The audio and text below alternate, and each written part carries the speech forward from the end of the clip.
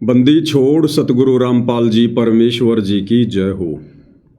परमपिता परमात्मा सारी सृष्टि के रचनहार कुल मालिक असंख्य ब्रह्मांडों के स्वामी जगत गुरु तीनों लोकों में प्रवेश करके सबका धारण पोषण करने वाले राजाधिराज आत्माधार नाथों के नाथ देवों के देव महादेव सर्वेश्वर महेश्वर मृत्युंजय अजरो अमर आदि अनादि सनातनी प्रभु जगत पिता जगदीश्वर श्री श्री 1008 की उपाधि के वास्तविक अधिकारी अकाल मूर्त शब्द स्वरूपी राम वासुदेव सर्वगतम परम परम पूज्य प्रथम पूज्य परम संत परम पुरुष परम धनी परम दयालु सत्य कबीर हक्का कबीर अल्लाहु कबीर अल्लाहु अकबर बाखबर अल्लाह ताला जगत के तारणहार जगत के मुक्तिदाता जगत के जगन्नाथ हारे के सहारे हिंदुओं के राम मुसलमानों के अल्लाह सिखों के वाहिगुरु ईसाइयों के मसीह दया के सागर दयानिधि करुणा के सागर करुणानिधि स्वयंभू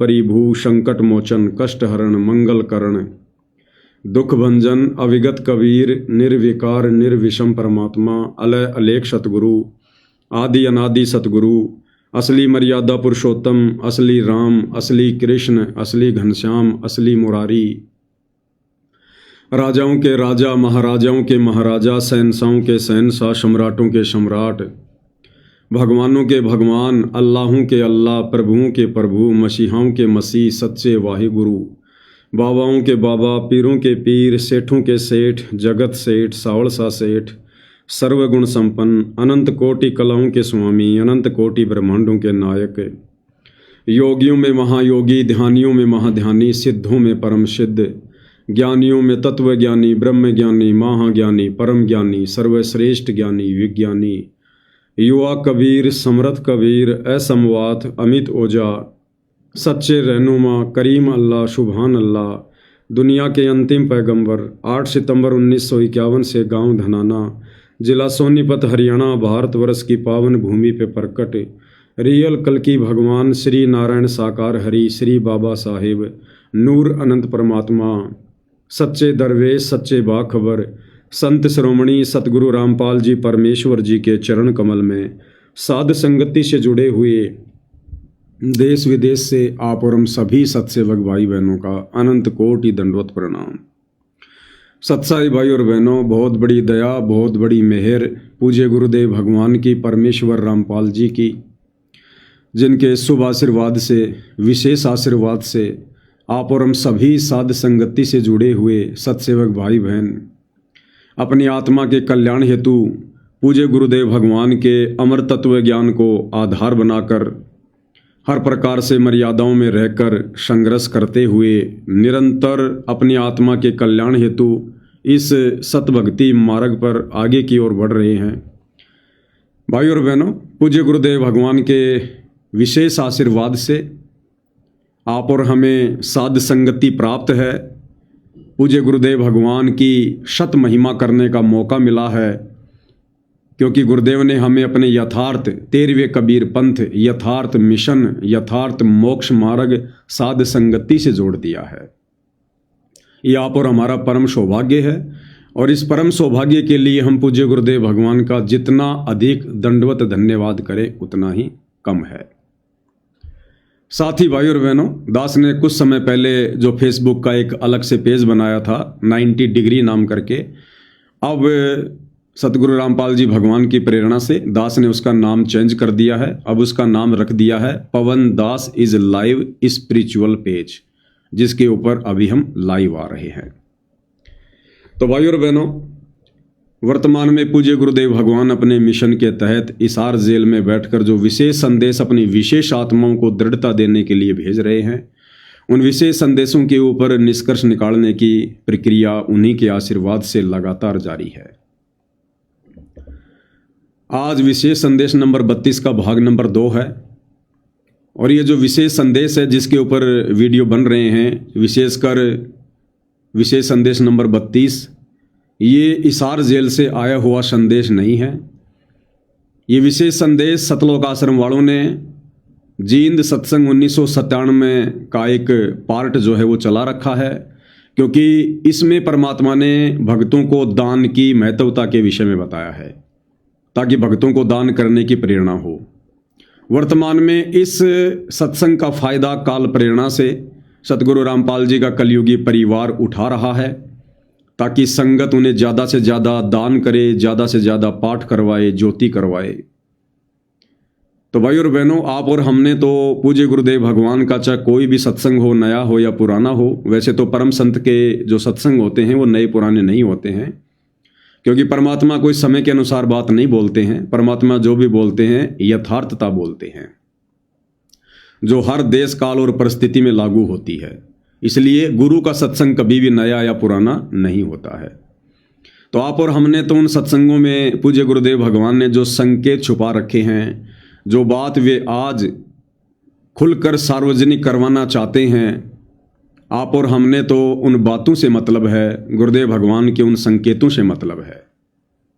और हमने इस सतभक्ति मार्ग पर दृढ़ता से आगे बढ़ने के लिए अपने पूज्य गुरुदेव भगवान में किस प्रकार से लगन लगानी है, कितना उनके प्रति समर्पित होना है और किस कदर हमने मर्यादाओं को लेकर सावधान रहना है, इन तमाम बातों की जानकारी आप और हमारे लिए अति आवश्यक है। और इसीलिए पूज्य गुरुदेव भगवान ने हमें ये मौका दिया है साध संगति से जुड़कर अपनी महिमा के माध्यम से हमें उन बातों तक पहुंचाने के लिए। तो भाई और बहनों, जिक्र चल रहा है जिस समय पांडवों को 14 वर्ष का वनवास मिला हुआ था, दुर्योधन ने दुर्वासा ऋषि की खूब सेवा की स्वार्थवश, ताकि दुर्वासा ऋषि बाद में मेरे कहने से जंगल में जाकर पांडवों को श्राप देकर आ जाए। तो दुर्वासा ऋषि 88,000 ऋषियों के साथ दुर्योधन का मलिन अन्न खाकर दुर्बुद्धि का शिकार होकर और पांडवों को श्राप देने की दृष्टि से चला जाता है। और वहाँ जाने के बाद फिर पांचों पांडव और द्रौपदी अपने गुरुदेव श्री कृष्ण जी को याद करते हैं। और फिर आगे गुरुदेव भगवान हमें जो समझाना चाहते हैं हमने वो समझना है। वहाँ पर श्री कृष्ण जी प्रकट नहीं हुए, क्योंकि श्री कृष्ण जी अंतर्यामी नहीं है। श्री कृष्ण अर्थात श्री विष्णु जी को इस बात का ज्ञान नहीं हो सकता कि कौन भगत दुखी है, कौन भगत सुखी है। तो ऐसे समय में जब उस परमपिता परमेश्वर की आत्मा के ऊपर विशेष आपत्ति आती है, और जब वो आत्मा चाहे पक्षी योनि में हो, चाहे पशु योनि में हो, चाहे मनुष्य योनि में हो, चाहे देव योनि में हो, जब वो आत्मा हृदय से पुकार करती है, और यदि उस आत्मा के कुछ पुण्य कर्म शेष होते हैं, तो यही परमपिता परमात्मा कबीर देव सतगुरु रामपाल जी भगवान उस आत्मा की किसी न किसी रूप में जाकर किसी न किसी तरह से सोच छल छिद्र करके उसकी रक्षा करता है, उसकी मदद करता है। तो पांचों पांडव, द्रौपदी, कुंती, ये किसी जन्म में कबीर भगवान सतगुरु रामपाल जी की शरण में थे, उनकी अच्छी आत्मा रही हैं।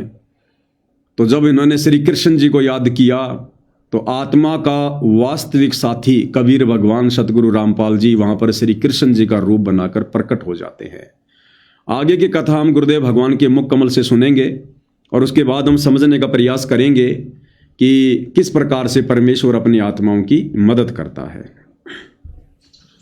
द्रौपदी अर्ज करती है भगवान कृष्ण से। उसी समय सतपुरुष कबीर साहब कृष्ण रूप बना कर आते हैं, क्योंकि जहां पर महाराज कहते हैं दास गरीब साहब दुखता गड़ा है, जहाँ किसी के साथ जुल्म होता है वो पूर्ण ब्रह्म परमात्मा आकर के मदद करते हैं। नहीं तो यू काल इनको खत्म कर दे, भक्ति उठ जाओ यहाँ से, खत्म हो जाओ को भक्ति न चाहो अभी को ना, अरे तो चाहो है काल की भक्ति ना करा कोई किसी प्रकार, लेकिन बंदी छोड़ इस भक्ति की आस्था जमाए रखने की खातिर खुद आकर प्रकट होते हैं। कबीर साहब ने खुद नरसिंह रूप बनाया था। अब इन बातों का अविश्वास नहीं होगा, क्योंकि हमने यही सुना है कि विष्णु भगवान ने ही नरसिंह रूप धारण किया।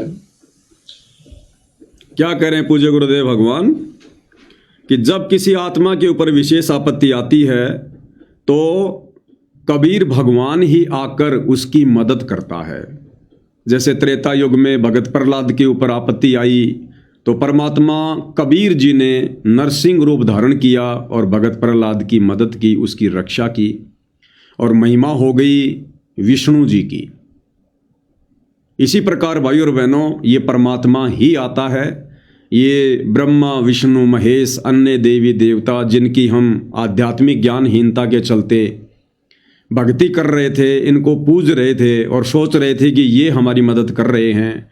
जब भी हमारे को कोई सुख होता था, कोई विशेष हमारा कार्य सिद्ध हो जाता था, जैसे घर में कोई विशेष कोई ऐसा समाचार मिलना कि साहब लड़का पैदा हो गया या लड़की पैदा हो गई, आपका वो मुकदमा चल रहा था, आपका मुकदमा ठीक हो गया, या अन्य किसी प्रकार की कोई खुशी जिससे हमें लाभ होना था, और हम इन्हीं देवी देवताओं को श्रेय दे दिया करते थे। लेकिन भाई और बहनों, ऐसा नहीं था। अब गुरुदेव भगवान ने आकर यह हकीकत बताई तत्व ज्ञान सुनाकर कि जब तक इस जीवात्मा के संस्कार अच्छे होते हैं, इसके भक्ति वाले जो पुण्य हैं वो शेष होते हैं, तब तक ये चाहे कितने खोटे कर्म कर ले, और खोटे कर्म करते करते यदि उसके ऊपर आपत्ति आ रही है और यदि इसके संस्कार अच्छे हैं, कोई पिछले जन्म के शेष हैं, तो वो कबीर भगवान उसकी मदद अवश्य करता है, क्योंकि ये आत्मा का साथी है। और जब उसके संस्कार खत्म हो जाते हैं, पुण्य खत्म हो जाते हैं, फिर वो चाहे कितनी बड़ी आत्मा क्यों ना है, और यदि वो सच्चे सतगुरु की शरण में नहीं है और यदि कोई आपत्ति आ जाती है, तो परमात्मा फिर उसकी मदद नहीं करता, चाहे कितना रो रो के मर जाए। जैसे सबसे बढ़िया उदाहरण है कि द्वापर युग में जब द्रौपदी का चीर हरण किया जा रहा था दुर्योधन के कहने पर दुशासन के द्वारा, और द्रौपदी ने देख लिया कि पांचों पांडव यानी मेरे पति और ये बड़े बड़े जो सूरवीर बैठे हैं, भीष्म पितामह जैसे, ये सब फेल हो चुके हैं। दुर्योधन का मलिन अन्न खाकर पांडव जुए में हार चुके थे। तो किसी को भी अपना सहारा ना देखकर अंत में द्रौपदी ने, क्योंकि वो श्री कृष्ण जी की भगत थी, इसलिए श्री कृष्ण जी को याद किया। और उस समय फिर ये कबीर परमात्मा सतगुरु रामपाल जी वहां पर सूक्ष्म रूप में प्रकट होकर और द्रौपदी की इज्जत रक्षा करते हैं। इसी प्रकार भाई और बहनों, ये परमेश्वर ही समय समय पर हर युग में, चाहे कोई भी आत्मा है, किसी भी योनि में है, ये कबीर भगवान सतगुरु रामपाल जी ही अपनी उस आत्मा की मदद करता है। ये देवी देवता सक्षम नहीं है, ब्रह्मा विष्णु महेश अंतर्यामी नहीं है। अब भाई और बहनों, गुरुदेव ने बताया कि बच्चों, जिस प्रकार हमारे शरीर में बहुत सारे अंग हैं, आँख भी है, नाक भी है, कान भी है, पैर भी हैं, घुटना भी है, कोहनी भी है, माथा भी है, जीभ भी है, लेकिन यदि हमारे शरीर के किसी हिस्से पर खुजली चलती है तो सबसे पहले कौन सा अंग पहुंचता है? हमारे हाथ पहुंचते हैं। अगर नाक के ऊपर खुजली चली तो आंखें तो बहुत नज़दीक हैं, माथा तो बहुत नज़दीक है, पैर तो बहुत लंबे चौड़े हैं, लेकिन नाक पर खुजली मिटाने के लिए आंख नहीं आती है, माथा नहीं आता है, जीभ नहीं आती है, ठोडी नहीं आती है, तुरंत हमारा हाथ पहुंचता है वहां पर। तो ये छोटे मोटे जो अंग है ना, नाक, कान, आंख, ये तो समझो ये देवी देवता ब्रह्मा विष्णु महेश। और जब कोई विशेष आपत्ति आती है, चाहे ब्रह्मा विष्णु महेश पे आओ, चाहे शरीर के किसी अन्य अंग पर आओ, चाहे आम जीवों पर आओ, हाथ वहां पर तुरंत पहुंच जाता है खुजली मिटाने के लिए। क्योंकि गुरुदेव भगवान ने बताया कि हमारे हाथ की पहुंच पूरे शरीर पर होती है, पूरे शरीर पर। नाक की पहुंच पूरे शरीर पर नहीं होती है। अगर पीठ में खुजली चल गई तो नाक वहां तक नहीं जा सकता, लेकिन नाक पर खुजली चल गई तो पीठ चली जाएगी, सॉरी हमारा हाथ चला जाएगा। तो इसी प्रकार ये जो हाथ है, इसको समझो कबीर भगवान सतगुरु रामपाल जी, और ये जो पूरा शरीर है इसको समझो ये सृष्टि। इस सृष्टि में जहां कहीं भी किसी भी आत्मा पर कोई आपत्ति आती है, तुरंत ये कबीर भगवान सतगुरु रामपाल जी क्षण भर में पहुंच जाते हैं। पहुंचूंगा क्षण एक में जन अपने के काज। और गुरुदेव भगवान ने एक सत्संग में भी हमें यही बताया, ये उदाहरण ही काफी है। अब क्या कहते हैं,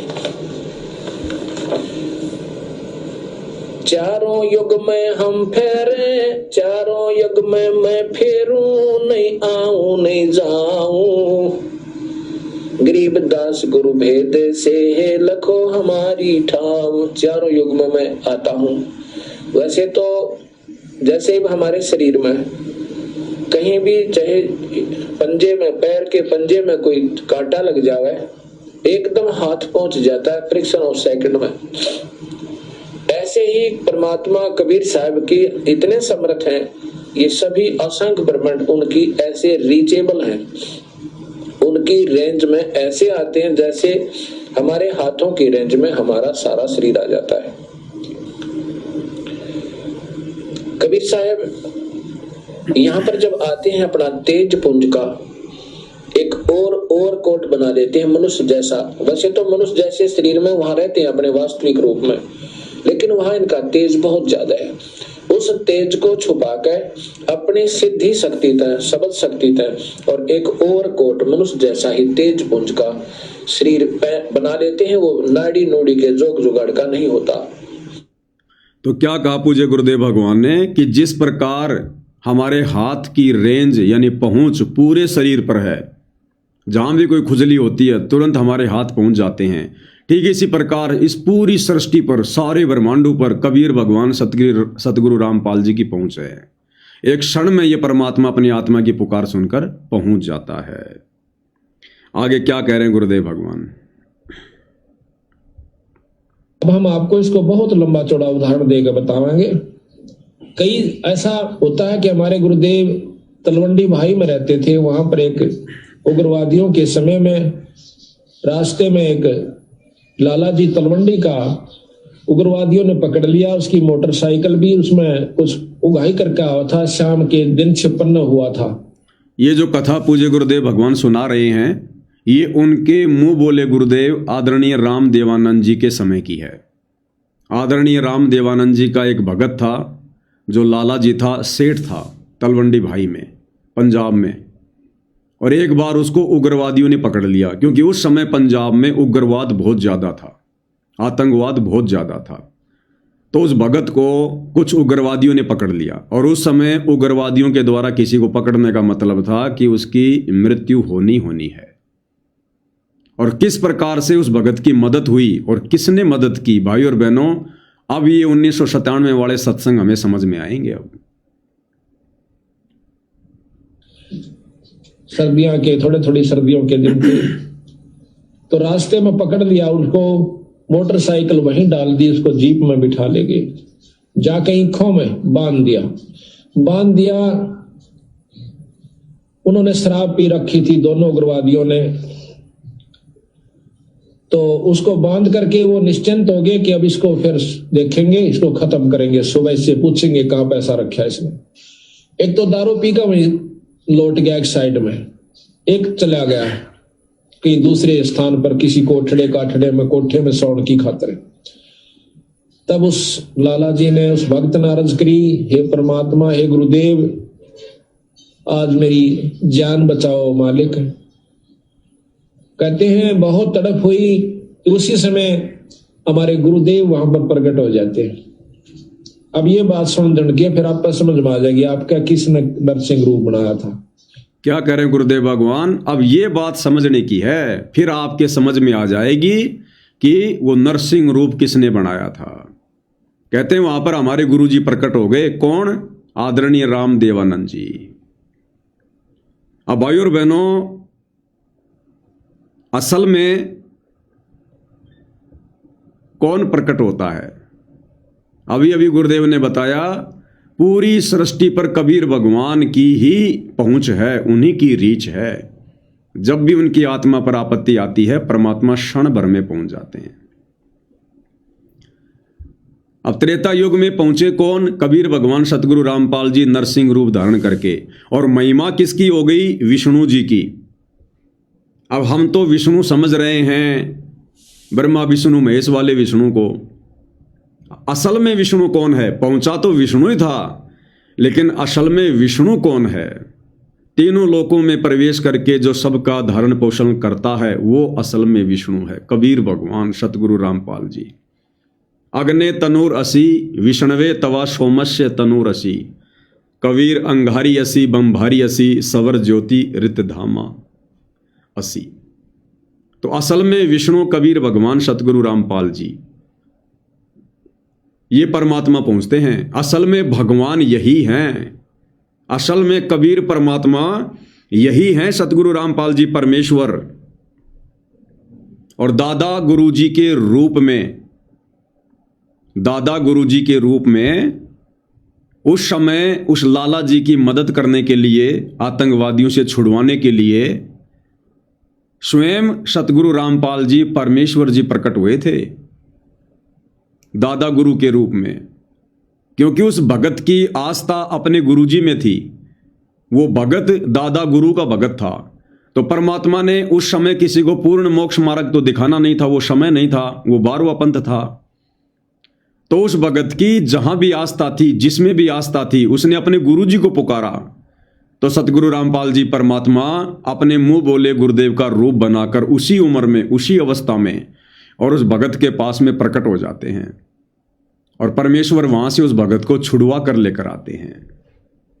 क्योंकि यही कबीर भगवान है, यही कबीर परमात्मा है। आज सतगुरु रामपाल जी की 90% संगत यहीं पर धोखा खा रही है, भगवान को लेकर ही धोखा खा रही है, और कोई धोखा नहीं है। ये मर्यादा वर्यादा तोड़ना, ये राजनीतिक रैलियों में धक्के खाना, ये केवल उसी समय तक है जब तक हम अपने भगवान को नहीं पहचान लेते हैं। हम दुनिया में तो ढिंढोरा पीट रहे हैं खड़े होकर कि लोगों ने अपने भगवान को पहचान लिया, लोगों ने अपने भगवान को पहचान लिया, लेकिन हम अपने भगवान को अभी तक नहीं पहचान पा रहे। ये तो पता चल गया कि भगवान का नाम कबीर है, लेकिन अभी तक ये नहीं पता है कि वो भगवान है कौन, वर्तमान में कहां है वो कबीर। इस बात को सात संगति से जुड़े सत्सेवक भाई बहनों के अलावा सतगुरु रामपाल जी का कोई भी भगत, उनके परिवार का कोई भी सदस्य नहीं जान पाया, नहीं पहचान पाया। और इसी कारण से लगातार काल के षड्यंत्र का शिकार होकर, मर्यादा तोड़कर धोखे पर धोखा खा रही है संगत। हमें कैसे यकीन हो? हमें सत्संगों से यकीन होगा। गुरुजी को चमत्कार दिखाकर, अपना नूरी रूप दिखाकर, या सर में कोई 4 सींग लगाकर ऐसे नहीं दिखाएंगे कि मैं कबीर भगवान हूं। उनके सत्संगों से पता चलेगा, इस तत्व ज्ञान से पता चलेगा। आपने भाई और बहनों ये पुस्तक पढ़ी होगी, जब जब भूल पड़े। ये पुस्तक सतलोक आश्रम वालों के द्वारा सभी भगत भाई बहनों को दी जाती है कि भाई इसको महीने में एक बार तो जरूर पढ़ना, इसका मासिक पाठ करना है, गुरुजी का आदेश है। सभी भाई बहनों के घरों पर यह पुस्तक है। और जब आप इस पुस्तक का पेज नंबर 17 पढ़ेंगे, 17 पेज नंबर, तो यहां पर साफ साफ लिखा हुआ है कि वास्तव में भगवान कौन है, कबीर जी कौन है। गुरुदेव ने जिक्र किया कि एक समय मैं अपने गुरुजी के आदेश से कहीं पर सत्संग करने गया था, पाठ करने, और पीछे से गुरुजी आ गए कुटिया में, जिंद में, और पूछा कि भाई गुरुदेव का नाम लेकर कि भाई अभी रामपाल आया या नहीं आया। तो सेवक बोले जी अभी तो नहीं आए। बोला उसको आना था इस समय तक। तो कई बार सेवकों से पूछ लिया। उसके बाद एक सेवक गया तुरंत गुरुदेव के पास में और सूचना दी कि ऐसे ऐसे दादा गुरुजी आए हुए हैं, आपको याद कर रहे हैं। वो समय भाई और बहनों दादा गुरुजी का अंत का समय था। उस समय वो शरीर छोड़ने वाले थे। तो गुरुदेव भगवान ने तुरंत आज्ञा पाकर, यानी जैसे उनको पता चला, एक अच्छे शिष्य की भूमिका निभाते हुए सतगुरु रामपाल जी ने किसी की साइकिल उठाई और तुरंत अपने गुरुदेव से मिलने पहुंच गए। और जब जिंद कुटिया में गुरुदेव भगवान आए, तो जैसा कि एक योग्य सुयोग्य भगत का लक्षण होता है, हालांकि सतगुरु रामपाल जी तो स्वयं भगवान हैं, कबीर देव हैं, लेकिन उन्होंने एक अच्छे भगत की भूमिका निभाकर आप और हमें अच्छा भगत बनने की प्रेरणा दी है। तो गुरुदेव भगवान ने आकर आदरणीय रामदेवानंद जी को दंडवत प्रणाम किया और उनके चरणों की तरफ बैठकर उनके चरण चंपटी करने लगे, चरण दबाने लगे। और भी सेवादार खड़े हुए थे। अब दादा गुरुदेव ने क्या किया? दादा गुरुदेव ने परमात्मा जी का शीश पकड़ा दोनों हाथों से, जैसे प्यार प्रेम से पकड़ते हैं ना, ऐसे गुरुदेव का शीश पकड़ा और अपने मुंह के पास किया और गुरुदेव का माथा चूमा प्यार से, प्रेम से। और क्या कहा जो इस पुस्तक में लिखा हुआ है। ये बात तो सब मानते हैं कि ये पुस्तक हिसार जेल से सतगुरु रामपाल जी ने भेजी है। फिर क्या कहा गुरुदेव ने? फिर उन्होंने क्या किया? दास उसी समय भगत की मोटरसाइकिल लेकर तत्काल पहुंचा। कई भगत बैठे थे। दास ने दंडवत प्रणाम किया, चरण चंपी करने लगा। दास का सिर पकड़ा और ऊपर को किया। दादा गुरुजी ने सतगुरु रामपाल जी का सिर पकड़ा और ऊपर को किया। बोले, मैंने भगवान पा लिया। क्या बोले दादा गुरुजी? मैंने भगवान पा लिया और तेरा पाना दुर्लभ हो गया। दादा गुरुजी कह रहे हैं सतगुरु रामपाल जी को कि मैंने भगवान पा लिया, अर्थात 650 साल पहले जो घटना घटित हुई थी पंडित रामानंद जी और कबीर जी के बीच में, सेम टू सेम वही लीला वर्तमान में चल रही है। क्योंकि कबीर भगवान ने अपनी वाणी के अनुसार 12वें पंथ में आना था आगे चलकर। तो 17 फरवरी 1988 को कबीर भगवान सतगुरु रामपाल जी 12वें पंथ में आ गए। आदरणीय रामदेवानंद जी को मुंह बोला गुरु बना लिया, जैसे काशी में पंडित रामानंद जी को बनाया था, और सब कुछ उनको बता दिया गया था। और गुरुदेव भगवान ने बता दिया था कि स्वामी जी आप मेरे मुंह बोले गुरु बने रहिए। और असल में सतगुरु रामपाल जी ने दादा गुरु जी को दीक्षा दी, उनको यथार्थ सतनाम दिया, उनको सारनाम दिया, और एक जो रहस्य होता है, जो गुप्त बात होती है, वो उन दोनों के बीच में रही। लेकिन अंत के समय में परमात्मा ने ये क्लियर भी करवाना था कि आगे चलकर मेरी संगत धोखा ना खा जाए, अपने भगवान को पहचानने में कोई त्रुटि ना कर दे। तो अंत के समय में परमात्मा ने इस लीला को जन्म दिया। और दादा गुरु जी सतगुरु रामपाल जी का माथा पकड़कर चूम कर कह रहे हैं कि मैंने भगवान पा लिया। बताओ भाई, और कौन सा भगवान पा लिया? और कौन सा भगवान पा लिया था? और तो कोई भगवान उनको मिला ही नहीं आके। तो सतगुरु रामपाल जी को कह रहे हैं कि हे कबीर भगवान, हे सारी सृष्टि के मालिक, आपने मुझे अपनी शरण में ले लिया। आप कैसी कैसी अद्भुत लीला को जन्म देते हैं, किसी को कानों कान खबीर भी नहीं होती। दुनिया सोच भी नहीं सकती कि कौन किसका चेला है, कौन किसका गुरु है। एक डाल पे दो पक्षी बैठे, कौन गुरु कौन चेला रे। रामानंद को कहे कबीरा, शब्द गुरु चित चेला रे। तो दादा गुरु जी कह रहे हैं, पेज नंबर 17 सतगुरु रामपाल जी ने लिखा है कि मैंने भगवान पा लिया और तेरा पाना दुर्लभ हो गया। कि भगवान असंख्य युगों के बाद मेरा दाव लगा है, आप तो खुद ही दया करते हो। दास चुप रहा। सतगुरु रामपाल जी क्या कह रहे हैं कि मैं चुप रहा। गुरुदेव की अंतरात्मा की आवाज थी, अर्थात ये उनकी अंतरात्मा की आवाज थी, यानी इसमें कोई झूठ नहीं है। और आपको सतलोक आश्रम वालों के द्वारा इसी पुस्तक जब जब भूल पड़े कि जो एक ऑडियो बनाई गई है एआई से सतगुरु रामपाल जी की नकली आवाज में, ये भी आप सबको पता है। आपको उस एआई की आवाज में भी जो सतलोक आश्रम वालों ने बनाई है, आपको उस आवाज में भी सुना देते हैं क्या कुछ हुआ था। जब उनका जींद कुटिया में डेरा था, दास उनकी आज्ञा लेकर गांव में सत्संग व पाठ करने गया था। सेवादारों को बताया था कि दास उस दिन आएगा, तब तक गुरुजी का ध्यान रखना। उस निश्चित दिन को दास कुछ लेट हो गया। कुटिया में केवल गुरुजी के स्नान आदि की व्यवस्था शुद्धता से की थी। शुद्धता का ध्यान रखते हुए दास जींद पहुंचकर किसी भगत के घर स्नान करने लगा, जिस कारण से देरी हुई। उस समय तक सेवादारों से 10 बार पूछा कि रामपाल आया है। उनको तान रखा था कि पता करो क्यों नहीं आया। उस समय मोबाइल को तो जानते भी नहीं थे, अन्य फोन भी गांव में नहीं थे।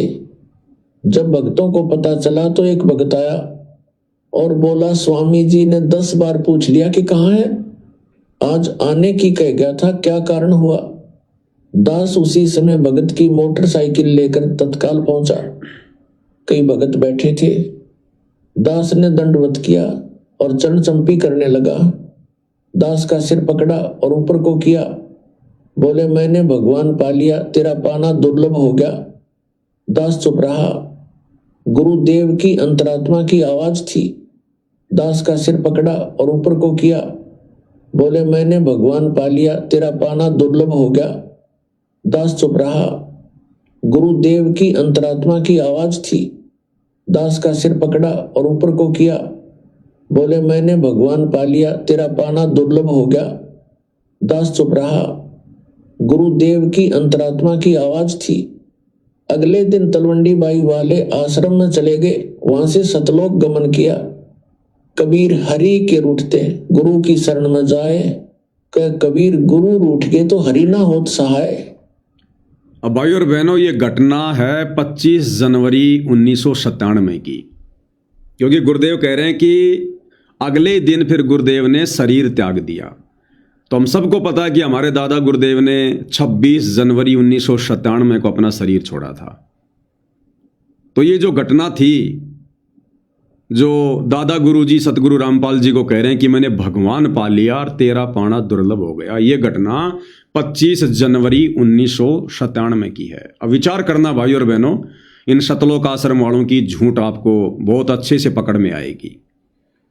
दादा गुरु ने क्या कहा कि मैंने भगवान पा लिया। अब चलो दुनिया वालों को तो नहीं पता, लेकिन दादा गुरु को तो पता ही था कि भगवान कौन है। कबीर। भगवान कौन? कबीर।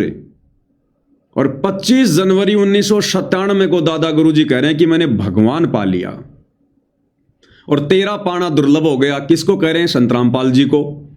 और सतगुरु रामपाल जी चुपचाप हैं और कह रहे हैं कि यह मेरे गुरुदेव की अंतरात्मा की आवाज थी, अर्थात बिल्कुल सच कह रहे थे। अब भाई और बहनों, इन सतलोक आश्रम वालों से पूछो कि तुमने जो 25 मिनट की AI से जो फिल्म बनाई है, संत और परमात्मा का अद्भुत मिलन, जिसमें तुम लोगों ने 9 मार्च 1997 को सतगुरु रामपाल जी को एक 2 कोड़ी का जीव साबित करते हुए, एक आम व्यक्ति साबित करते हुए, कबीर जी की कोई हंस आत्मा साबित करते हुए, तुम लोगों ने जो सतलोक में भेज दिया सह शरीर, आकाश में उड़वा दिया उस AI वाली वीडियो में। अरे कुछ तो दिमाग लगाओ, कुछ तो तत्व ज्ञान का इस्तेमाल करो।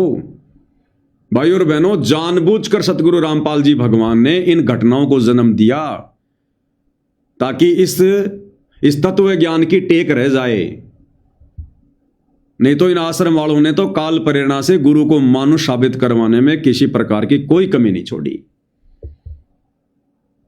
ये कह रहे हैं कि सतगुरु रामपाल जी तो कबीर जी के परमहंस थे और 9 मार्च 1997 को कबीर जी सतलोक से आए और संत रामपाल जी को सह शरीर सतलोक भेज दिया। कब?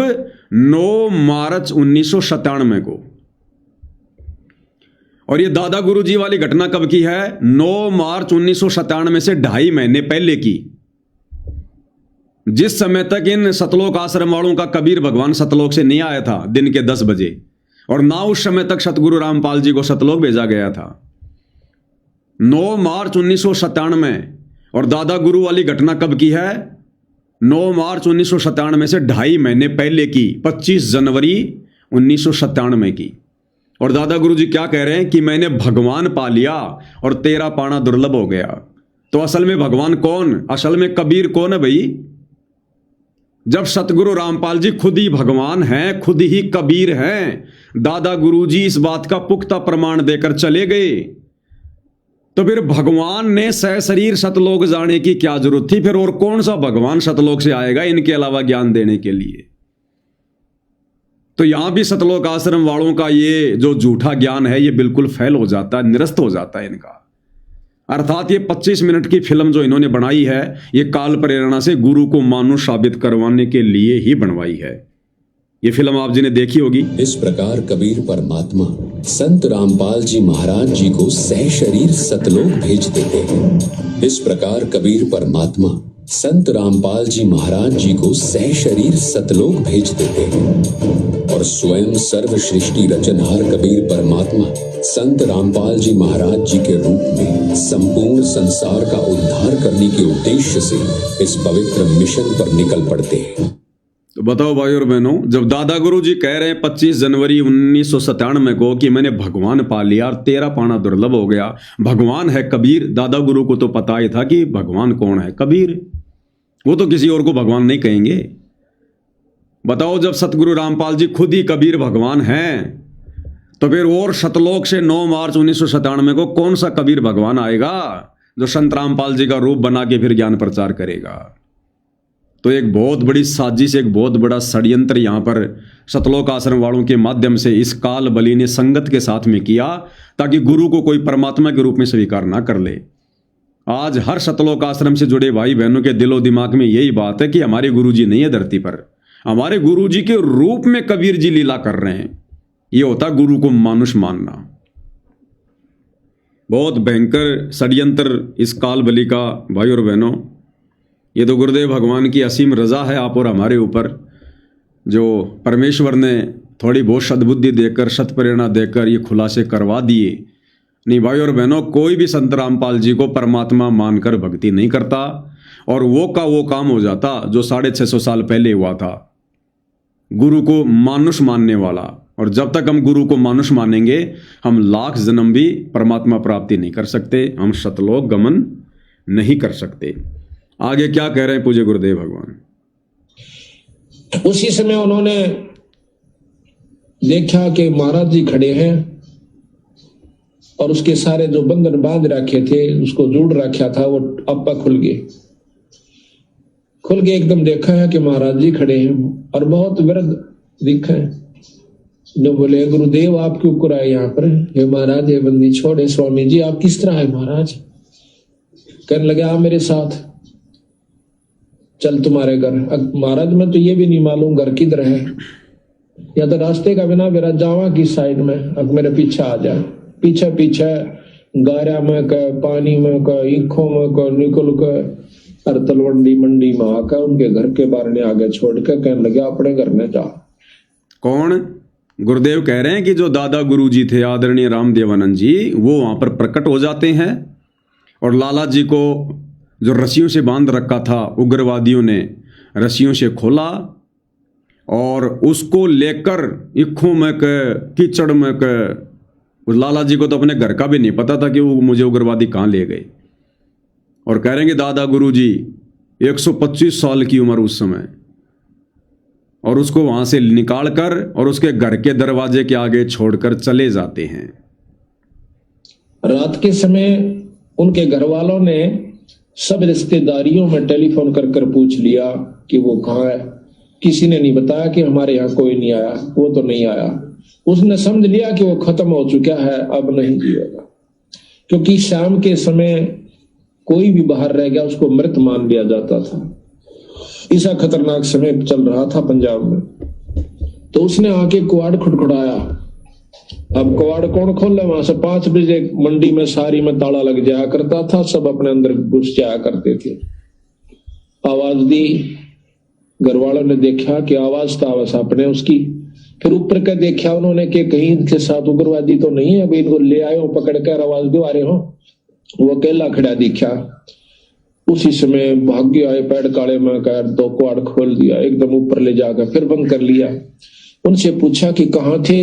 उसने बताया कि हम उग्रवादियों ने पकड़ लिया था मेरे को। फिर कैसे आए कि गुरुजी अन छुटवाए।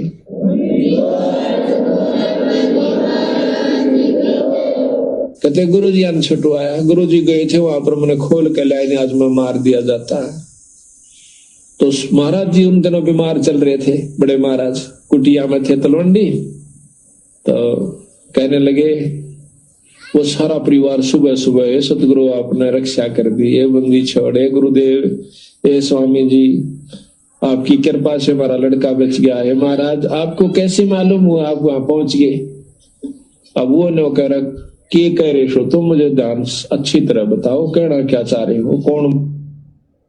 लाला जी और लाला जी का परिवार सुबह दादा गुरु जी के पास गए कुटिया में और दादाजी का धन्यवाद करने लगे कि हे गुरुदेव आपने हमारा बच्चा बचा लिया। हे महाराज आपको कैसे पता चला कि हमारे बच्चे को उग्रवादियों ने पकड़ लिया?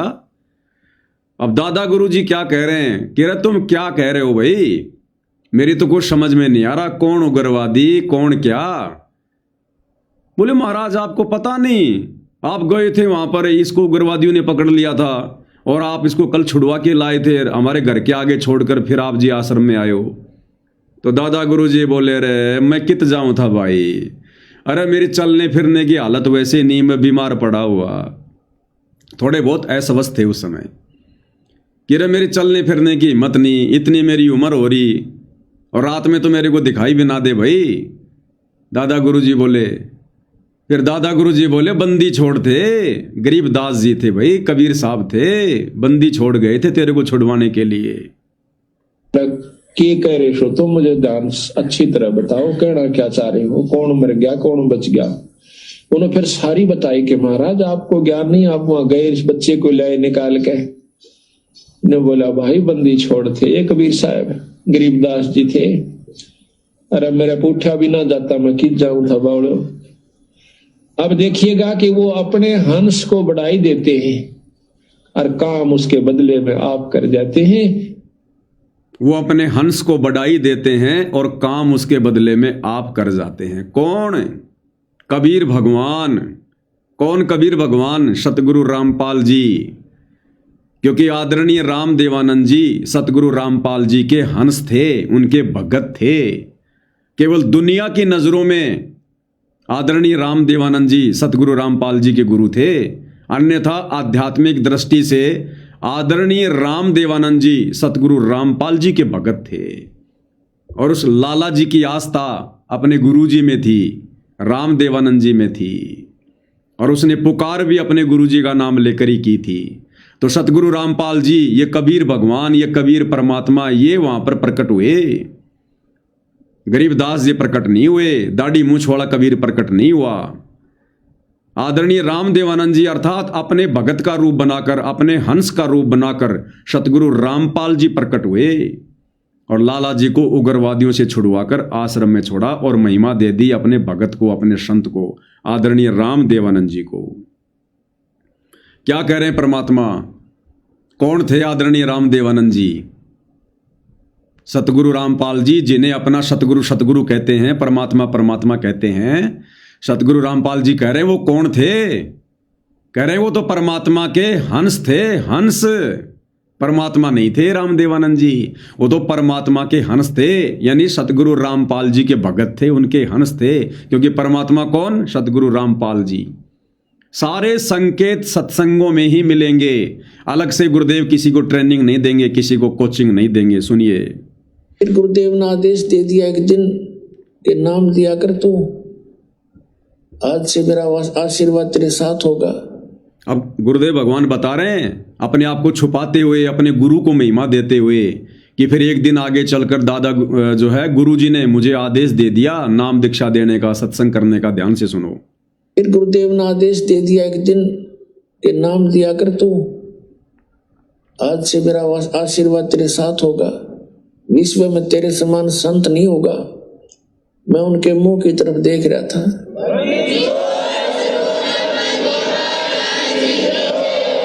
क्योंकि अपनी औकात से जीव खूब परिचित होता है, मानने चाहे ना माने। मुझे अपनी स्थिति का पता था कि जितना वजन इन्होंने दास पर रख दिया इस योग्य नहीं है। फिर भी मेर है उनकी, गुरु मेर करें तो कागज हंस बना दे। तो उन्होंने कहा तेरे साथ रहूंगा, चिंता मत करना।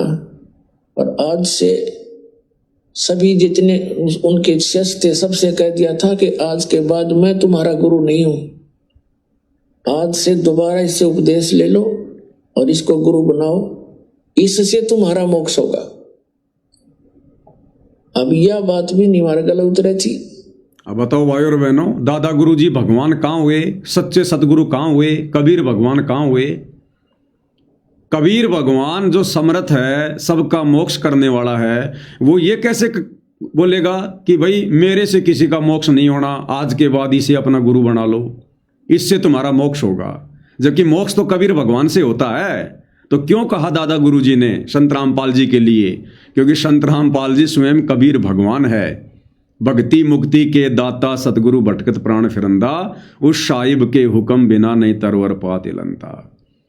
तो जब वो ठीक का समय आया और सतगुरु रामपाल जी ने संकेत किया, तो दादा गुरु जी ने सर्व संगत के सामने कह दिया कि भैया आज के बाद मैं किसी का गुरु नहीं, और ये जो तुम्हारे सामने जो खड़ा है ये तुम्हारा गुरु है, दोबारा इससे दीक्षा ले लो, इसी से तुम्हारा मोक्ष होगा। क्योंकि दादा गुरु जी को समझ आ गई थी बात कि ये साक्षात परमात्मा है, ये कबीर देव भगवान है। उन तो मौज है उनकी।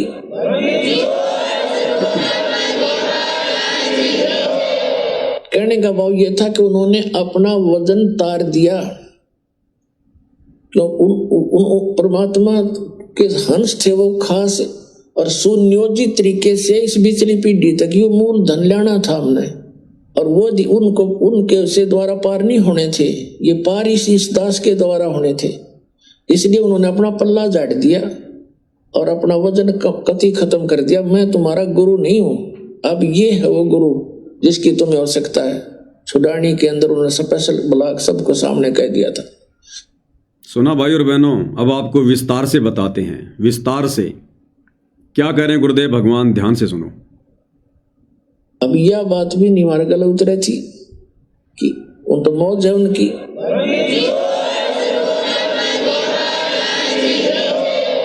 कहने का भाव ये था कि उन्होंने अपना वजन उतार दिया। क्या कह रहे हैं गुरुदेव कि उन्होंने अपना वजन उतार दिया। किसने? दादा गुरुजी ने। अरे दादा गुरुजी अगर भगवान होते, सच्चे सतगुरु होते, तो सच्चे सतगुरु पर कोई भार चढ़ता है क्या? सच्चे सतगुरु पर कोई भार चढ़ता है क्या? कोई वजन बढ़ता है क्या चेलों का? क्या कह रहे हैं गुरुदेव कि उन्होंने अपना भार तार दिया, अपना वजन तार दिया, ये कहकर कि भैया मैं हूं जीव और अब ये परमात्मा आ चुका है, सच्चा सतगुरु आ चुका है और अब सारे के सारे इसे अपना गुरु बनाओ, तब तुम्हारा मोक्ष होगा। तो दादा गुरुजी ने, जो आप और हमारे तरह एक भगत थे, एक जीव थे, उन्होंने अपना वजन उतार दिया, उन सभी शिष्यों का अपने सिर से भार उतार दिया, ये कहकर कि आज के बाद मैं किसी का गुरु नहीं, अब ये तुम्हारा गुरु है संत रामपाल और इससे दीक्षा ले लो। उन्होंने अपना वजन उतार दिया। इससे क्या साबित होता है कि दादा गुरुजी कोई परमात्मा नहीं थे, कबीर नहीं थे, भगवान नहीं थे, वरना भगवान पे कोई वजन नहीं बढ़ता, वजन नहीं चढ़ता, भार नहीं चढ़ता। और सतगुरु रामपाल जी के लिए संकेत कर दिया। क्या कहा? कहने का भाव ये था कि उन्होंने अपना वजन तार दिया। अब वो क्या थे? अब ध्यान से सुनो, दादा गुरुजी कौन थे, क्या थे? परमात्मा थे या परमात्मा के हंस थे? तो उन परमात्मा के हंस थे वो खास और सुनियोजित तरीके से इस बिचली पीढ़ी तक ये मूल धन लेना था हमने। क्या कह रहे हैं गुरुदेव? वो परमात्मा के हंस थे खास। ध्यान से सुनो, तो उन परमात्मा के हंस थे वो खास। सतगुरु रामपाल जी का खास हंस कौन था? 12वें पंथ में दादा गुरुजी, आदरणीय रामदेवानंद जी, कि वो परमात्मा के हंस थे खास। अरे भैया, अगर कोई परमात्मा का खास हंस होता है ना, तो परमात्मा उसे साक्षात मिलता है, डायरेक्ट आके मिलता है। जैसे धर्मदास जी को परमात्मा डायरेक्ट आके मिले, मलुकदास जी को मिले, और नानक जी को मिले, गरीबदास जी को मिले, घीसादास जी को मिले, क्योंकि वो उनके खास हंस थे। इसलिए परमात्मा सतलोक से आकर अपने खास हंसों को मिले। और भगवान यदि अपने हंस को भी ना मिले आकर, तो फिर कैसे मुक्ति होगी? तो यदि आदरणीय रामदेवानंद जी परमात्मा कबीर जी के खास हंस थे, तो बता दो भैया, कोई तो प्रमाण दे दो, कोई तो सबूत दे दो कि वो कबीर भगवान आदरणीय रामदेवानंद जी को कब आकर मिले। कहीं कोई प्रमाण नहीं मिलेगा कि वो दाढ़ी मूंछ वाला कबीर भगवान अपने खास हंस आदरणीय रामदेवानंद जी को धरती पर आकर मिला हो, कभी दर्शन दिए हों। और खास हंस है तो भगवान जरूर मिलेगा। तो कब मिला? 17 फरवरी 1988 को वो कबीर भगवान सतगुरु रामपाल जी, जिन्होंने आदरणीय रामदेवानंद जी को अपना मुंह बोला गुरु धारण किया, और असल में उन्होंने आदरणीय रामदेवानंद जी को दीक्षा दी थी, अपना शिष्य बनाया था। तो गुरुदेव कह रहे हैं वो तो परमात्मा के खास हंस थे, सतगुरु रामपाल जी के खास हंस थे दादा गुरु जी। और आगे गुरुदेव क्या कह रहे हैं कि ये मार्ग हमने सुनियोजित तरीके से यहां तक लाना था। दादा गुरुजी तो केवल एक निमित्त मात्र थे, एक वो कड़ी थे इस मार्ग को यहां तक लाने के लिए। और गुरुदेव कह क्या रहे हैं कि इस मार्ग को हमने यहां तक सुनियोजित तरीके से लाना था। हमने, गुरुदेव कह रहे हैं हमने यानी अपने लिए कह रहे हैं गुरुदेव कि इस मार्ग को यहां तक सुनियोजित तरीके से हमने लाना था। ध्यान से सुनो, और सुनियोजित तरीके से इस बिचली पीढ़ी तक ये मूल धन लाना था हमने। और सुनियोजित तरीके से इस बिचली पीढ़ी तक ये मूल धन लाना था हमने यानी गुरुदेव अपने लिए कह रहे हैं कि नादानो आदरणीय राम देवानंद जी को तो मैंने निमित्त बना रखा था 12वें पंथ के लास्ट में संत रूप में। कह रहे हमने लाना था ये मार्ग यहां तक सुनियोजित तरीके से, क्योंकि ये 12वें पंथ के लास्ट की घटना है। आदरणीय राम देवानंद जी गरीबदास जी के 12वें पंथ के लास्ट गुरु अंतिम संत हैं। और 650 साल पहले कबीर जी ने धर्मदास जी को क्या कहा था कि 12वें पंथ हम ही चल आवें, सब पंथों को मिटाकर एक पंथ चलावें। तो परमात्मा जी ने 12वें पंथ में आगे चलकर आना था। तो 17 फरवरी 1988 को तुम्हारा कोई दाढ़ी मूंछ वाला तो आया नहीं। कौन आए? सतगुरु रामपाल जी। 8 सितंबर 1951 को धरती पर प्रकट होकर कलयुग की बिचली पीढ़ी में, ये कलयुग की बिचली पीढ़ी उस दिन से शुरू हुई है जिस दिन सतगुरु रामपाल जी प्रकट हुए हैं। 8 सितंबर 1951 से कलयुग की बिचली पीढ़ी शुरू हुई है। और 17 फरवरी 1988 को 12वें पंथ में प्रवेश किया इस कबीर भगवान सतगुरु रामपाल जी ने अपनी वाणी के अनुसार कि 12वें पंथ हम ही चलावें और सब पंथों को मिटाकर एक पंथ चलावें। तो कबीर भगवान का वचन तो फैल नहीं हो सकता, ये तो अमर वाणी है। अगर उसका वचन फैल हो गया तो फिर भक्ति कहां रह गई? फिर तो 12वें पंथ में उन्होंने खुद ही आना था, तो वो आ गए 12वें पंथ में। अन्यथा अगर आप उस दाढ़ी मूंछ वाले कबीर को कबीर मान रहे हो तो वो कबीर तो 12वां पंथ खत्म होने के बाद आया है, और आया भी नहीं। 9 मार्च 1997 को 12वां पंथ खत्म हो चुका था, जिस दिन ये आश्रम वाले कह रहे हैं कि संत रामपाल जी को कबीर भगवान आकर मिले। क्यों भाई? 12वें पंथ में आने में उस दाढ़ी मूंछ वाले कबीर भगवान को डर लग रहा था क्या? फिर तो कबीर भगवान अपनी वाणी का कच्चा है, अपनी जुबान का कच्चा है। धर्मदास जी को तो कह रहा है, कबीर सागर में लिखवा दिया कि धर्मदास ये मेरी अमर वाणी है कि 12वें पंथ हम ही चलावें, सब पंथों को मिटाकर एक पंथ चलावें। तो 12वां पंथ तो असल में उसी दिन खत्म हो गया था जिस दिन दादा गुरु जी ने सतगुरु रामपाल जी को सर्व अधिकार दे दिए थे। और 1994 में तो 13वां पंथ शुरू हो गया था। तो 12वां पंथ तो 1994 से पहले खत्म हो गया, और उससे पहले पहले कबीर भगवान ने आना था। तो दाढ़ी वाला तो आया नहीं, दाढ़ी वाले ने तो 13वां पंथ जो है वो चलाया नहीं। फिर कोई ये कहे कि भाई 12वें पंथ के अंतिम गुरु दादा गुरु जी थे, तो जब तक दादा गुरु जी धरती पर हैं तब तक तो 12वां पंथ ही माना जाएगा। तो दादा गुरु जी भी 26 जनवरी 1997 को शरीर छोड़ गए, अर्थात इस आधार से भी मानो तो 26 जनवरी 1997 को जिस दिन 12वें पंथ के अंतिम गुरु दादा गुरु ने शरीर छोड़ा, उस दिन वो पंथ समाप्त हो गया। और दादा गुरु के शरीर छोड़ने के 2.5 महीने बाद 9 मार्च 1997 को ये आश्रम वाले कह रहे हैं कि कबीर भगवान आकर संत रामपाल जी को मिले। तो भी तुम्हारा कबीर भगवान 12वें पंथ में तो नहीं आया, वो तो 12वें पंथ का गुरु शरीर छोड़ गया, उसको 2.5 महीने बाद आ रहा है।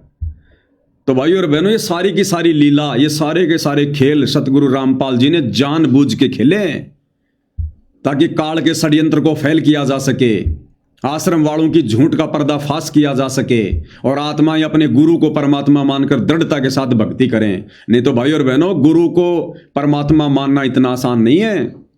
अगर गुरुदेव भगवान साथ संगति शुरू ना करवाते और इन गूढ़ रहस्यों को उजागर ना करवाते, आज आप और हम भगत भाई बहन भी संदेह करते कि हमारे गुरुजी भगवान नहीं हो सकते, संत रामपाल जी भगवान नहीं हो सकते।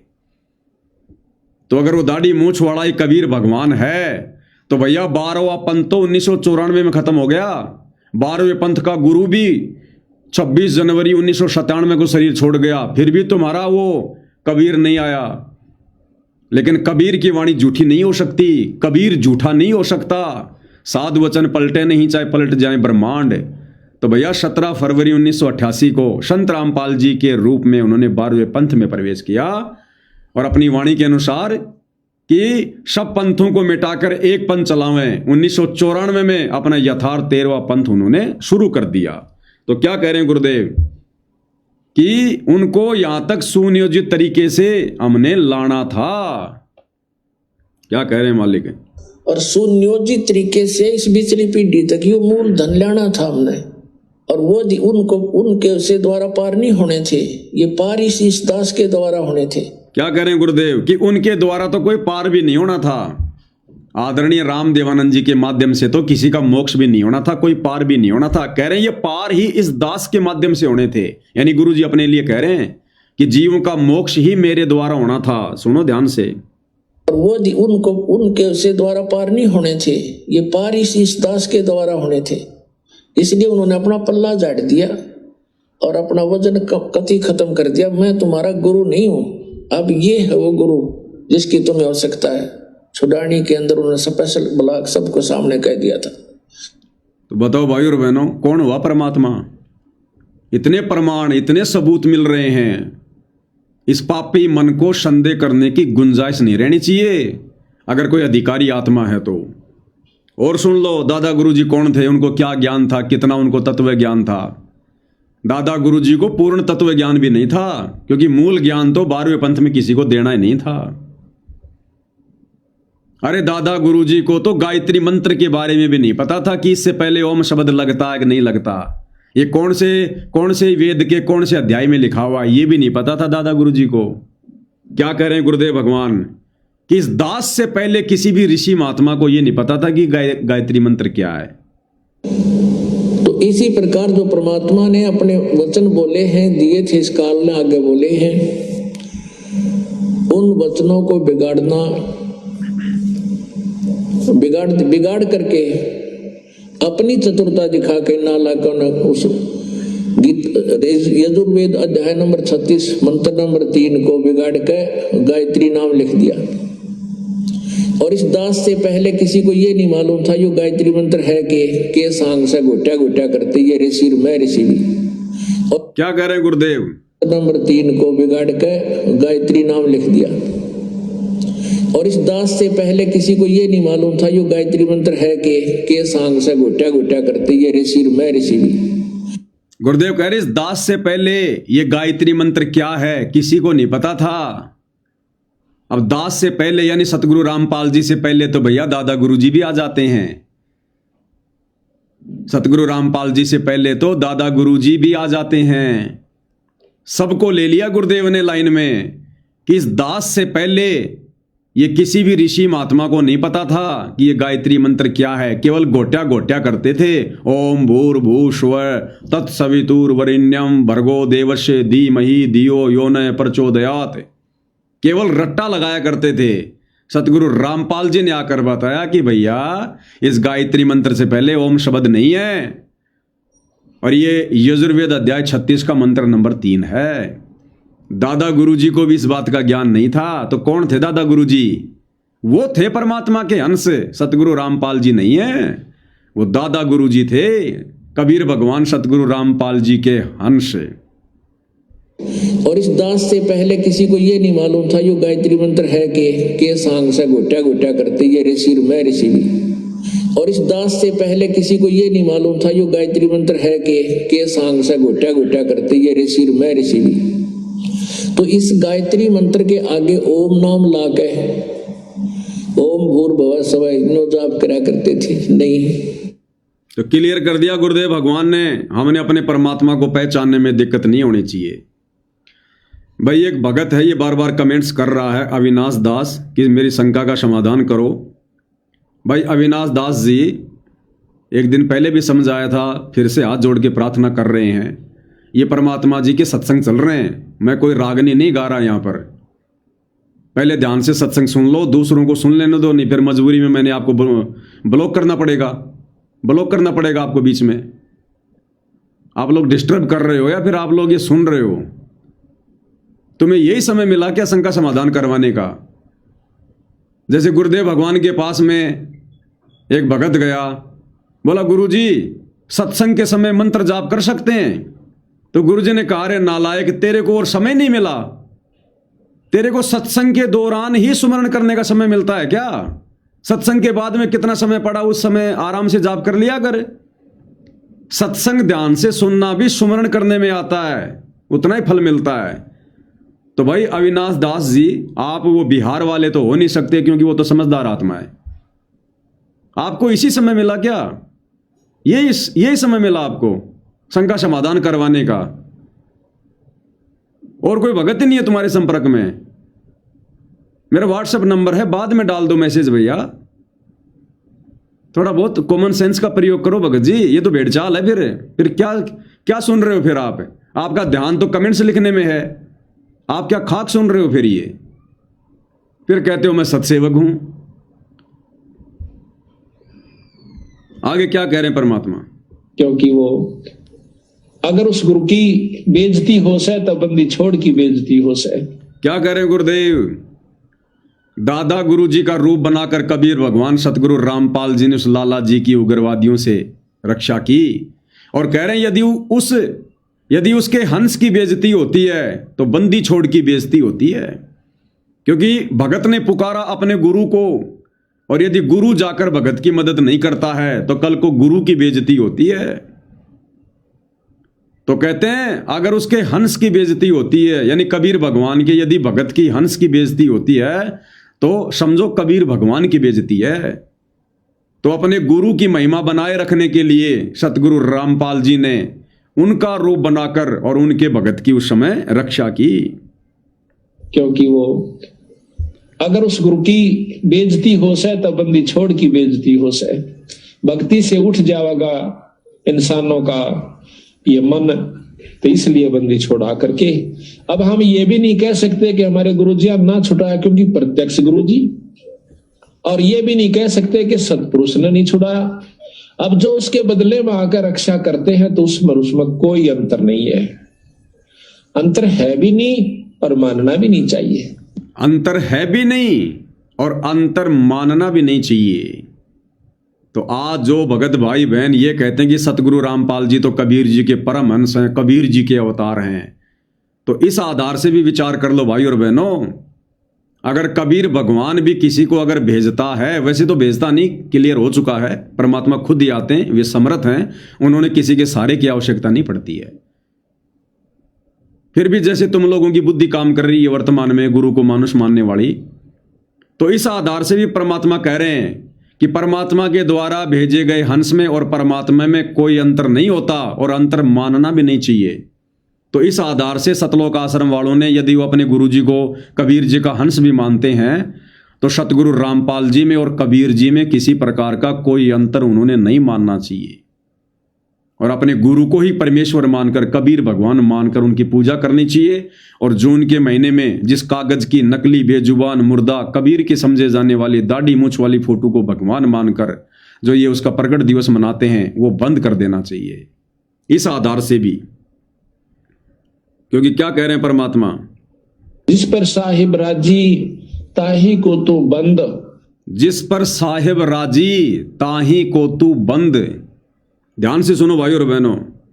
जिस पर साहिब राजी ताही को तू बंद, उसी पर बंदगी कर दो जिस पर परमात्मा प्रसन्न हो जाए। ये तो एक मोटे उदाहरण है यहाँ पर, जिससे राष्ट्रपति प्रधानमंत्री जिस पर राजी से जिस व्यक्ति पर उस पर मेल करण तो सारे काम सरेंगे। इसी प्रकार जिस पर परमात्मा बंदी छोड़ प्रसन्न है उसी की शरण में रहने तो आपको लाभ मिलेगा। ऊंचे उसके बरने आगे बैठे रहो सारा दिन, कोई फर्क नहीं पड़ेगा। क्या कह रहे हैं गुरुदेव? जिस पर साहिब राजी ताही को तू बंद। जिस पर कबीर भगवान खुश है उसकी संगति करो, और वैसे चाहे उस कबीर भगवान के दरवाजे के आगे बैठे रहना। और कबीर भगवान ने जिस हंस को, जिस भगत को निमित्त बना रखा है, अगर उससे मेल मिलाप नहीं रखोगे तो कबीर भगवान भी कुछ नहीं देगा, कुछ नहीं करेगा। तो वर्तमान में भाई और बहनों ये तो आप और हमें भली बातें समझ में आ गया कि साहिब कौन है, कबीर भगवान कौन है, सतगुरु रामपाल जी। और वर्तमान में सतगुरु रामपाल जी किस पर प्रसन्न है? अर्थात वर्तमान में परमात्मा का यथार्थ मोक्ष मिशन क्या है? साध संगति। साध संगति के लिए परमात्मा ने किस आत्मा को खड़ा किया? इस 2 कोड़ी के नाचीज को, इस जड़ बुद्धि जीव को, इस पवन दास को। तो कहते हैं जिस पर साहिब राजी ताही को तू बंद। बंद यानी उसकी बंदगी कर। अब आप और हमें तो अपनी औकात का पता है, कलयुग की बिचली पीढ़ी है, हम किसी भगत की बंदगी करके तो हम धोखा खा नहीं सकते। तो यहां पर जो ये बंदगी का मतलब है, ये सतगुरु रामपाल जी ने अपने आप को छुपाते हुए, कबीर जी का दास बताते हुए आप और हमें भक्ति पर लगाने के लिए ये कहा है कि जिस पर साहिब राजी ताही को तू बंद।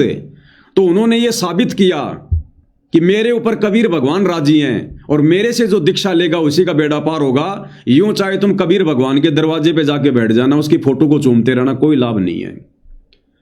अब भाइयों और बहनों, यथार्थ 13वां कबीर पंथ चलने के बाद और विशेषकर 2014 बरवाला कांड के बाद जब सतगुरु रामपाल जी ने अपने भक्तों की छटनी शुरू की और छटे हुए भक्तों को अपना यथार्थ 13वां मिशन शुरू करके, सात संगति शुरू करके जब उससे जोड़ना शुरू किया और सात संगति के लिए परमात्मा ने इस पवन दास को खड़ा किया, तो अब हमें समझ में आएगा कि अब परमात्मा का हंस कौन है, अब साहिब का हंस कौन है, जिस पर साहिब राजी।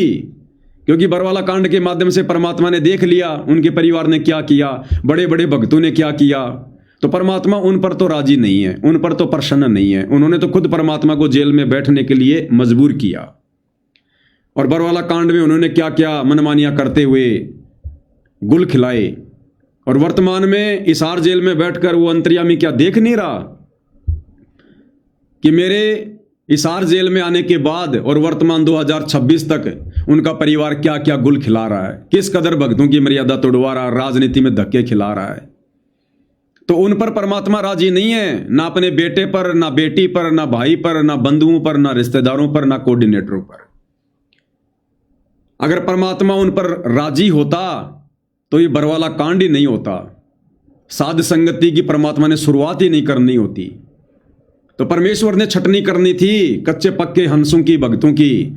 और 2014 बरवाला कांड के बाद परमात्मा ने 2015 के लास्ट में साध संगतियां शुरू करवा दी और साध संगति के लिए परमात्मा ने इस 2 कोड़ी के इस मंदबुद्धि प्राणी पवनदास को खड़ा कर दिया। अब यह है साध संगति सतगुरु रामपाल जी का मोक्ष मार्ग, यथार्थ मिशन ट्रेनिंग सेंटर। साध संगति से जुड़े बिना और साध संगति की जो मर्यादा है उनको फॉलो किए बिना हम सतलोक नहीं जा सकते। अब जो भाई बहन साध संगति से जुड़ेंगे, इस पवन दास से जुड़ने का मतलब है साध संगति से जुड़ना। जिस पर साहिब राजी ताही को तू बंद, उसकी बंदगी करने का मतलब है साध संगति से जुड़कर सतगुरु रामपाल जी की सत प्रेरणा से यह पवन दास आपको जो बता रहा, जो समझा रहा, जो भक्ति क्रिया बता रहा है, जो गुरुदेव की पुस्तकों में है, उनके सत्संगों में है, निकाल निकाल के दे रहा है, उसके अनुसार अपने गुरु जी को प्रसन्न करने के लिए वो भक्ति करना, उसको कहते हैं बंदगी।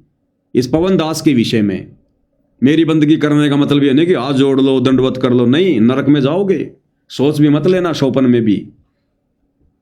जीव जीव होता है, पीव पीव होता है, और ये तो पीव की यानी परमात्मा की मर्जी हो तो गधे को खड़ा करके अपना काम करवा ले, तो क्या हम गधे को दंडवत करेंगे?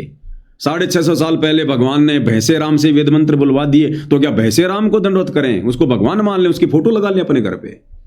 तो उस भैंसे राम में, इस पवन दास में रत्ती भर भी अंतर नहीं है। रत्ती भर भी वो मेरे से कहीं ज्यादा अच्छा होगा, क्योंकि वो भैंसा होके संस्कृत बोल गया, मैं पवन दास इंसान होके शुद्ध हिंदी नहीं बोल पाता। तो ये सतगुरु रामपाल जी परमात्मा की सत प्रेरणा से सारा काम हो रहा है। तो वर्तमान में यदि सतगुरु रामपाल जी का आशीर्वाद प्राप्त करना है, इस कलयुग की बिचली पीढ़ी में यदि मोक्ष प्राप्त करना है, तो भाई वर्तमान में अपनी लाखों की हो चाहे करोड़ों की हो, ये जितनी भी संगत है, इसमें सतगुरु रामपाल जी विशेष तौर पर, वैसे तो अपने सभी मर्यादित आत्माओं पे परमात्मा प्रसन्न है, खुश है, लेकिन विशेष तौर पर परमात्मा इस पवनदास 2 कोड़ी के जो है इस बैल के ऊपर परमात्मा प्रसन्न है। और साध संगति से जो जुड़ेगा और साध संगति से जुड़कर जो भक्ति क्रिया जो करेगा, परमात्मा उससे प्रसन्न होगा, उससे हमारा बेड़ा पार होगा। क्योंकि हमें पता चल गया कि आज साहिब कौन है।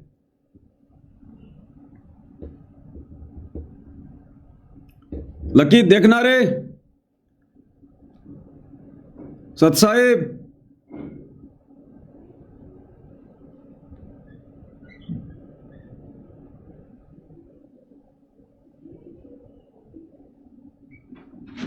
नेट गए।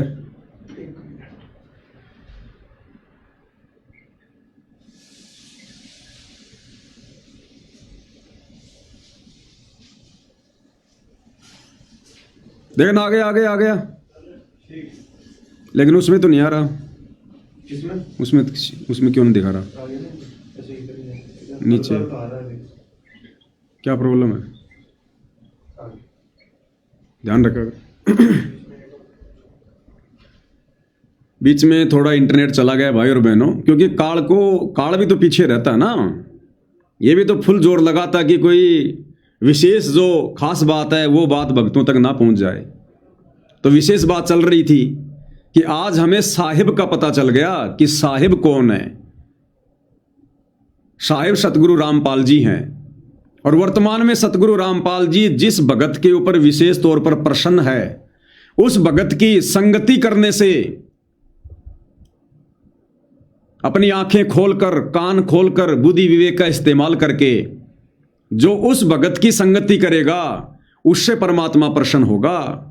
इसलिए कहते हैं साध संगति हरि भक्ति बिन कोई न उतरे पार, निर्मल आदि अनादि है गंदा सब संसार। साध संगति यानी अच्छे भगत की संगति और हरि भक्ति यानी सतगुरु रामपाल जी की भक्ति। तो साध संगति और हरि यानी सतगुरु रामपाल जी की भक्ति के बिना कोई भगत पार नहीं हो सकता। तो जिस पर साहिब राजी ताही को तू बंद। तो वर्तमान समय में साहिब सतगुरु रामपाल जी इस कुत्ते पवन दास पर विशेष तौर पर प्रसन्न है। ये उनकी मेहर है, उनकी मौज है भाइयों और बहनों। जबकि मेरे अंदर कुछ भी ऐसा नहीं है, कुछ भी। मेरे पर तो मेरे घर वाले प्रसन्न नहीं है, बात बात पे टोक देते हैं, धमका देते हैं। घर वाले प्रसन्न नहीं है, परमात्मा कहां से प्रसन्न हो जाएगा। लेकिन उसकी मौज भैया, सतगुरु चाहे तो काग से हंस बना दे। तो वर्तमान में आध्यात्मिक दृष्टि से भाइयों और बहनों, भले चाहे आम समाज की दृष्टि से, रिश्तेदारों में, घर परिवार वालों में भले मेरी दो कोडी की इज्जत है, मुझे कोई कुछ नहीं मानता, कोई कुछ नहीं जानता, कोई लेना देना नहीं, रहे भी नहीं। लेकिन इस परमपिता परमात्मा कबीर साहिब सतगुरु रामपाल जी की नजर में यह दास कुछ विशेष है। परमात्मा ने आशीर्वाद दे के खड़ा किया हुआ है। तो जिस पर साहिब राजी ताही को तू बंद। तो वर्तमान में यदि सतगुरु रामपाल जी का विशेष आशीर्वाद, विशेष मेहर प्राप्त करनी है तो साध संगति से जुड़कर हमने तमाम भक्ति क्रिया करनी पड़ेंगी जो बताई जा रही हैं।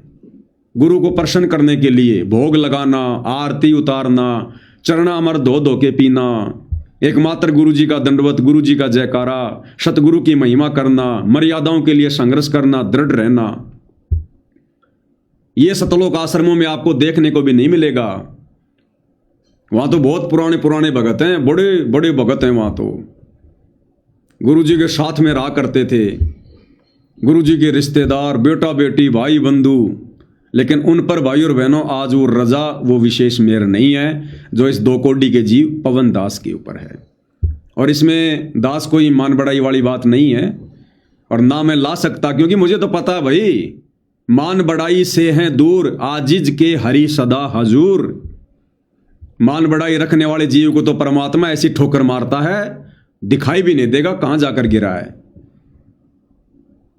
अभिमान का और सतगुरु रामपाल जी भगवान का तो 36 का आंकड़ा खड़ा एक्सीडेंट है। तो यह गलती पवन दास नहीं कर सकता कि मेरे को गुरु जी ने साथ संगति के लिए खड़ा कर दिया, बहुत बड़ी है फलाना दिखना, कुछ नहीं है। मेरे जैसे परमात्मा के पास में 360 हैं। अगर जरा भी अगर भक्ति मार्ग में त्रुटि करूंगा, मर्यादाओं में त्रुटि करूंगा, पीछे से लात मार के साइड में कर देगा, वो समर्थ है। उन्हें पवन दास की आवश्यकता नहीं है। पवन दास जैसे 360 कुतरू उनके आगे पीछे घूमते हैं। तो पवन दास तो भैया इन सब बातों को मद्देनजर रखकर और नीची गर्दन करके और यहां से पीछा छुड़वाने की दिशा में आगे बढ़ रहा है। ये दास बहुत डरता हुआ लाइव आता है। ये ना सोचना कि मैं बहुत ज्यादा अमल के फन्ने खा बन के मैं लाइव आता हूं।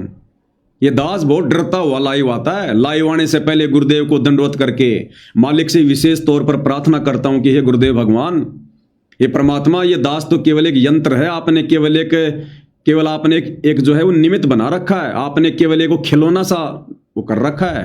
इस दास की औकात नहीं है परमात्मा आपके वचनों पर कुछ बोलने की, सफाई देने की। ये परमेश्वर जो भी करना है आप ही ने करना है। इस दास का तो केवल आप चेहरा चेहरा दिखाओ बस।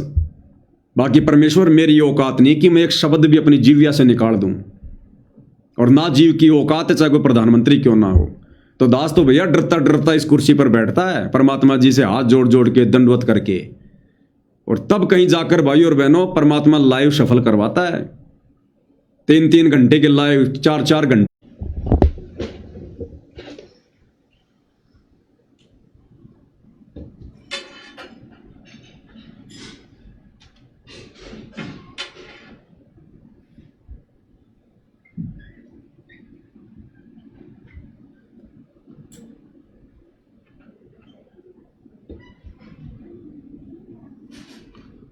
थोड़ा नेट की प्रॉब्लम है भाई और बहनों, थोड़ा ठीक कर रहे हैं, हो जाए तो थोड़ा।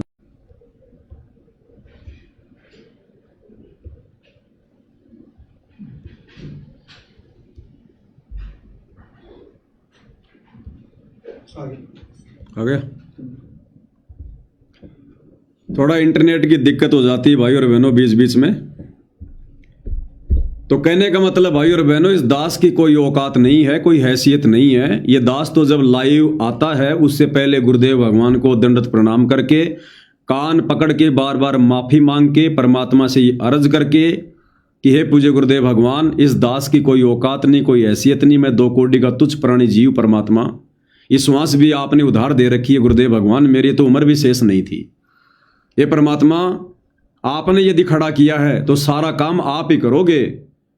इस दास की तो केवल शकल दिखाई दे बस, बाकी मेरी औकात नहीं है परमात्मा आपके प्रवचनों के ऊपर खुलासा करने की। ये परमेश्वर, ये काम तो ब्रह्मा विष्णु महेश नहीं कर सकते, काल और दुर्गा नहीं कर सकते, क्योंकि आपके वचनों पर खुलासा करने से पहले आपकी महिमा के विषय में जानकारी होनी चाहिए। और मालिक, मैं 2 कोटि का जीव, मैं क्या जानूं? नामदेव जैसे, रविदास जैसे, जो कई कई वर्षों तक 24 घंटे आप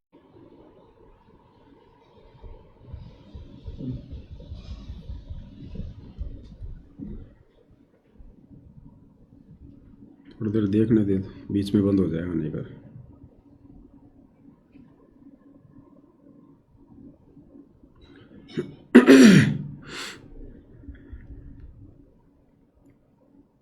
थोड़ा नेट की समस्या है भाई और बहनों, थोड़ा सा एक बार चलने दो, 1-2 मिनट देखते हैं, बीच बीच में डिस्कनेक्ट हो जाता है।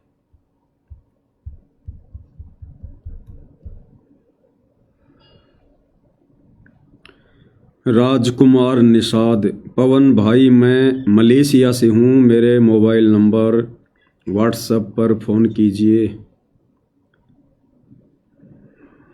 भगत जी अभी तो देखूंगा, कंफर्म नहीं कह सकता बड़े भाई, अभी रात को तो नहीं हो पाएगी, कल देखूंगा दिन में। नहीं तो वो ऊपर सात संगति के नंबर डाल दिए भक्तों ने, एक बार उन नंबरों पे फ़ोन कर लो भगत जी से अगर कोई शंका है तो।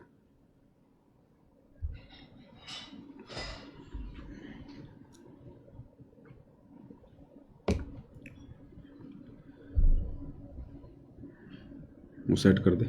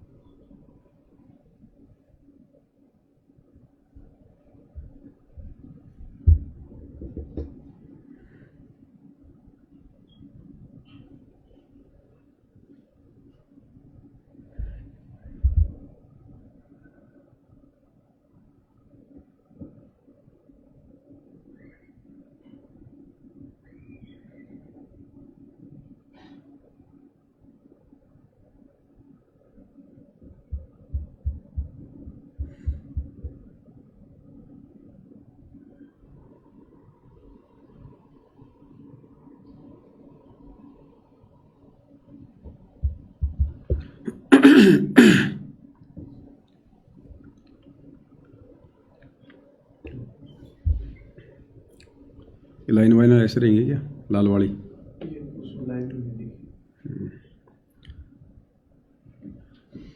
तो भाई और बहनों, कहने का मतलब है इस 2 कोटि के जीव पवन दास को अपनी हैसियत का, अपनी औकात का भली भांति पता है। इसलिए सतगुरु रामपाल जी भगवान के विशेष आशीर्वाद के बिना, उनकी विशेष रजा के बिना, उनके सत्संगों के ऊपर कोई एक शब्द भी बोलकर खुलासा नहीं कर सकता, एक शब्द भी। तो ये परमात्मा जी करवा रहे हैं, आप और हम सभी आत्माओं पर रजा करते हुए सात संगति के माध्यम से आप और हमें दृढ़ करने के लिए। तो गुरुदेव कह रहे हैं, जिस पर साहिब राजी ताही को तू बंद, जिस पर साहिब राजी ताही को तू बंद, उसी पर बंदगी कर दो जिस पर परमात्मा प्रसन्न हो जा सके। ये तो एक मोटे उदाहरण है यहाँ पर, जिससे राष्ट्रपति प्रधानमंत्री जिस पर राजी से, जिस व्यक्ति पर उस तक मेल करने तो सारे काम सरेंगे। इसी प्रकार जिस पर परमात्मा बंदी छोड़ प्रसन्न है, उसी की शरण में रहने तो आपको लाभ मिलेगा। ऊंचे उसके बरने आगे बैठे रहो सारा दिन, कोई फर्क नहीं पड़ेगा। तो भाई और बहनों, वर्तमान में अब आप देख लो, गुरुदेव कह रहे हैं जिस पर परमात्मा राजी है उसकी शरण में रहने से ही लाभ होगा। और वर्तमान में कबीर भगवान सतगुरु रामपाल जी अपने परिवार पर प्रसन्न नहीं है, अपने बेटा बेटी भाई बंधु रिश्तेदारों पर कोऑर्डिनेटरों पर प्रसन्न नहीं है। और देख लो वहां पर क्या हाल हो रहा है संगत का। जिन पर परमात्मा प्रसन्न नहीं है, संगत उन कुपात्रों की कुसंगति उन सतलोक आश्रमों में जाके कर रही है। और क्या मिल रहा संगत को? सिर्फ मर्यादा तोड़वाने के अलावा कुछ नहीं मिल रहा, दान धर्म के दुरुपयोग के अलावा कुछ नहीं मिल रहा। वहां संगत जाती है, घूम फिर के आती है, खा पी के आती है, मनोरंजन करके आती है। और जाने वाली संगत को वहां पर कोई साथ संगति नहीं मिलती, कोई ज्ञान चर्चा नहीं होती। फिल्में बना बना कर दिखा दी जाती है और अन्नपूर्णा मुहिम के तहत संगत से बेगार करवाई जाती है। डले ढुआए जा रहे हैं, राजनीतिक रैलियों में धक्के खिलाए जा रहे हैं, स्टेडियम बनवाए जा रहे हैं, आरक्षणों में बैठाया जा रहा है, गुंडों की सीबीआई जांच में बैठाया जा रहा है। क्यों? क्योंकि सतगुरु रामपाल जी अपने कलयुगी परिवार